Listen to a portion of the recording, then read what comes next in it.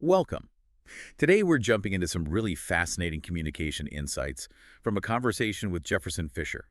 He's a trial attorney, a speaking coach. And he was recently on the Diary of a CEO. Really insightful stuff. Exactly.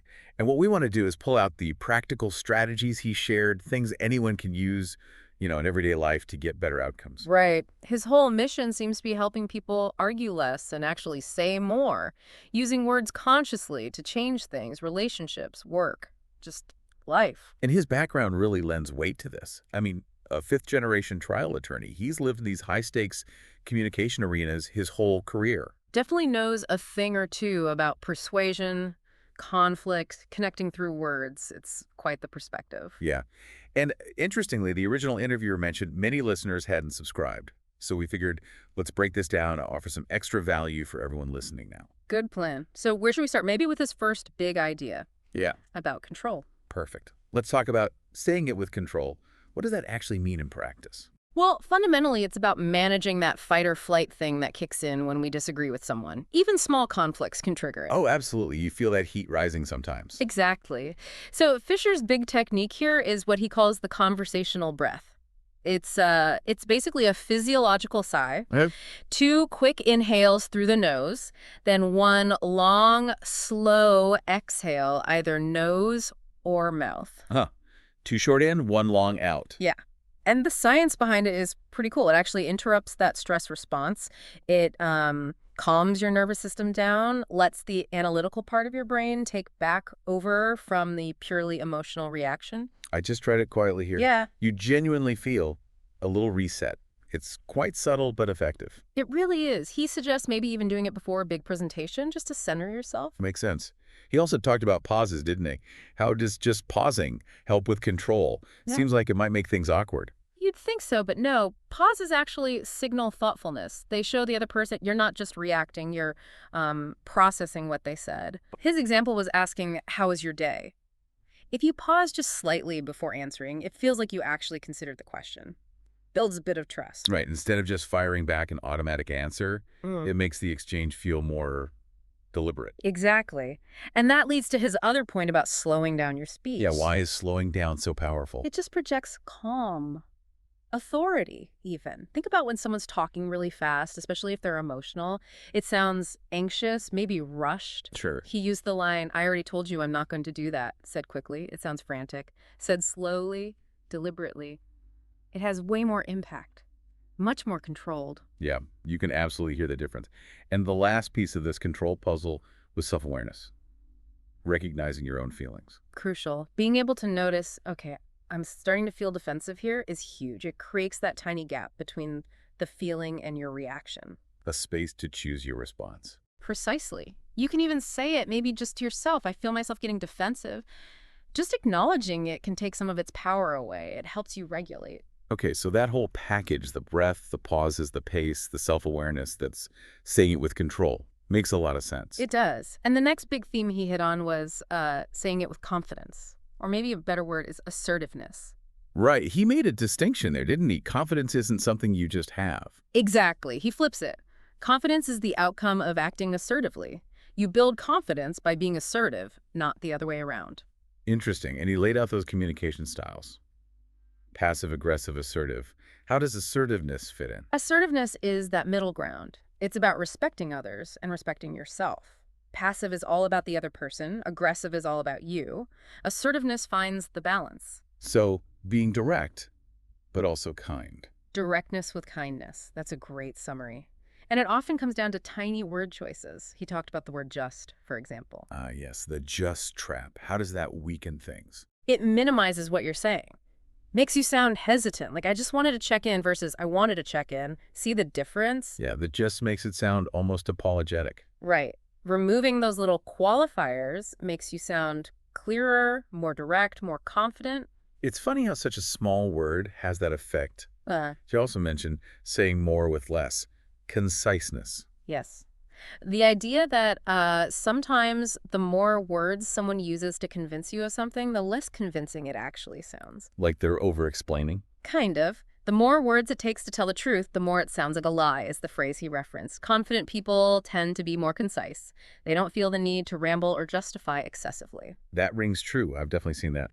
And he contrasted insecure versus confident communicators. What were the key differences there? Well, insecurity often shows up as needing to prove yourself constantly, dominating the conversation, maybe name dropping, Yes. seeking that external validation. Confident people, they don't seem to need that as much. They're more secure internally. Their confidence is quieter, maybe. Less performative. Yeah, that's a good way to put it.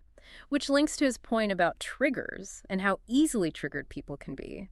Well, manipulated. Ah, the manuals versus remotes idea. Explain that one. It's such a great metaphor. If you react strongly and predictably to certain things, your triggers, you're basically handing people a remote control to your emotions. They know which button to push. Right. You get played like a fiddle, as they say. Exactly. So Fisher says instead, give out manuals. Calmly explain your boundaries, how you prefer to be treated, maybe even what tends to trigger you. So you're giving instructions, not handing over control. Precisely. It puts the responsibility back on you, but in an empowering way. It educates others on how to interact with you productively. That's really powerful. And it connects to people-pleasing, too, and boundary, like the whole apologizing thing. Oh, the sorry replacement. It's a neat trick. Instead of sorry I'm late, try. Thank you for waiting. Yes. It shifts the focus to gratitude, acknowledges the other person, but doesn't diminish you with an unnecessary apology. It's a subtle but strong boundary move. I like that. Very practical. And finally, on assertiveness, he mentioned leaders. What's their communication style, typically? Conciseness and directness again. Good leaders can often take complex stuff and make it simple, clear. That clarity builds confidence in others. Okay, so we've covered control and assertiveness. The third big pillar was saying it to connect, especially when things get tough, right? Difficult conversations. Yeah, navigating those tricky moments, he introduced something called conversational frames. Frames, like setting up the conversation. Pretty much, it's a three-step thing. 1, say what you want to talk about. 2, say how you want the conversation to end. What's the goal or desired feeling? 3, get their buy-in. Ask if they're okay with that framework. So like, hey, I want to talk about what happened in the meeting. My hope is we can clear the air and understand each other better. How does that sound? Perfect example. It sets clear expectations, reduces anxiety, and gives a shared direction right from the start. But he also said, have a goal, but don't expect it to go exactly according to plan. Right, that's crucial. Have a desired outcome, sure, but be flexible. If you cling too tightly to a script, you'll get frustrated when the other person inevitably goes off piece. It's a direction, not a fixed route. Got it. And he had that really powerful reframe about arguments. Something like, you never really win. You never want to win an argument. You will often lose the relationship. That one really stuck with me. Yeah. His point is, arguments aren't competitions. They should be about understanding each other better. If you focus only on being right, the connection usually takes a hit, sometimes a fatal one. So winning the battle, losing the war, essentially. Pretty much. And he gave some tools for actually doing that, for de-escalating and understanding. The nod thing. Tell me about that one again. It's about asking the other person, help me find the nod, meaning what parts of what I'm saying do you agree with? And help me find the nod, what parts are causing disagreement or tension? Okay, so identifying common ground and sticking points. Exactly. And paired with the question, what am I missing?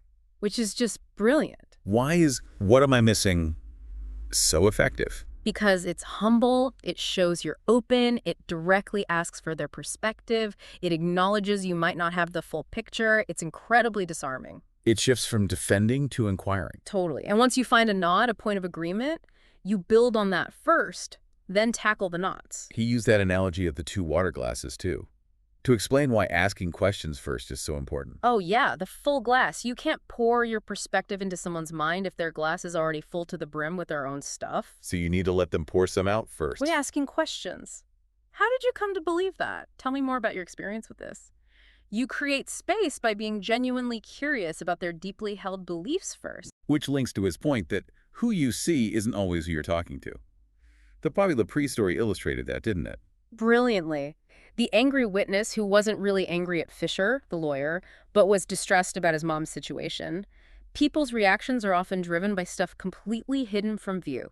Past experiences, current stresses. Yeah, it makes you realize you need to look beyond the surface reaction. Yeah. And that's where triggers come in again, often rooted in the past, like his friend who felt stupid. Exactly. Those past wounds create sensitivities. Things that seem minor to us can hit a really raw nerve for someone else because of their history.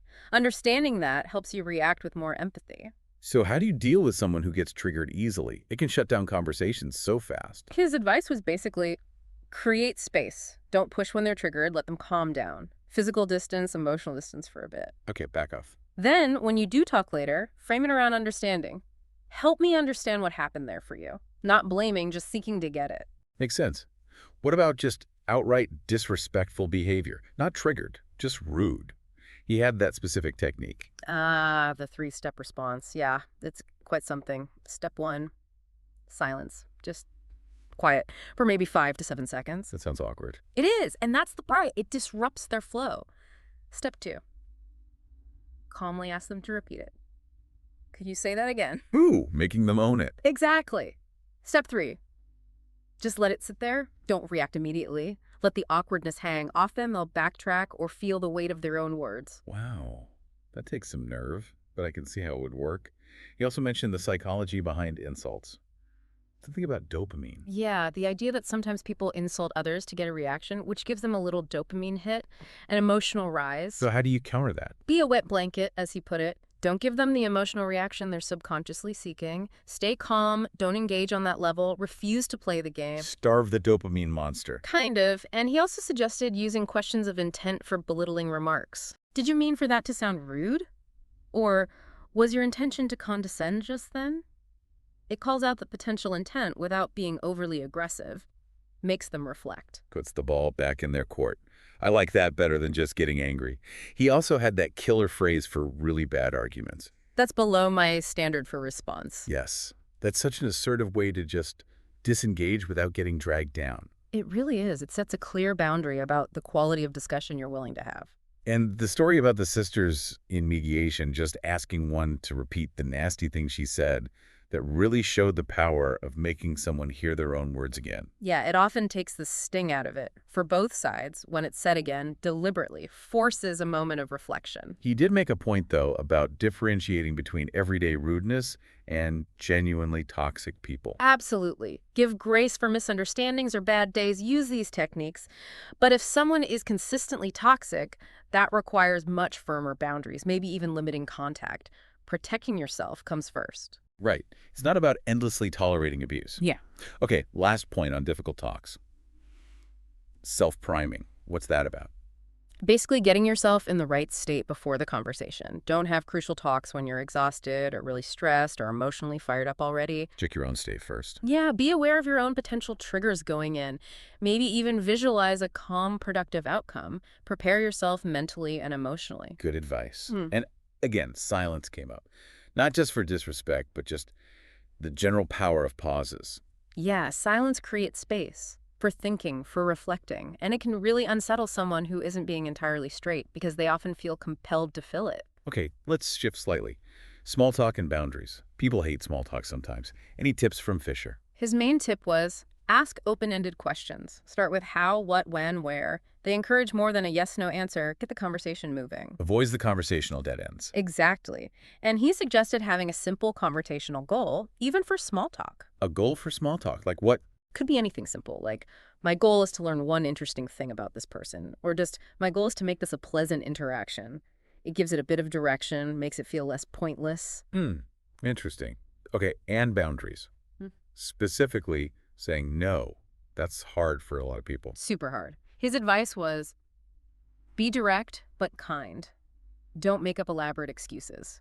And try not to use the word but after the no because it often softens it too much or it sounds like you're reopening negotiation. So just, no, I can't make it. Maybe add a touch of gratitude or kindness. No, that won't work for me right now, but thank you so much for thinking of me. Start with the clear no and with kindness. Clean and clear. Got it. He also touched on verbal fillers, the ums and uhs. Yeah, the likes and you. Sure. He wasn't saying they're terrible, they're normal and casual chat. But maybe be mindful of them if you're giving a presentation or want to sound particularly clear and confident. Awareness is the first step, I guess. And practicing pausing instead of filling the space. Right. So wrapping up, Fisher really stressed that this is all a journey, isn't it? Improving communication isn't like flipping a switch. Not at all. It's ongoing. Focus on maybe one thing at a time. Maybe it's using the conversational breath. Maybe it's cutting out just. Small steps add up. And the impact of getting better at this, he framed it as profound, affecting everything. Your relationships, your career, your reputation, even your sense of inner peace and control.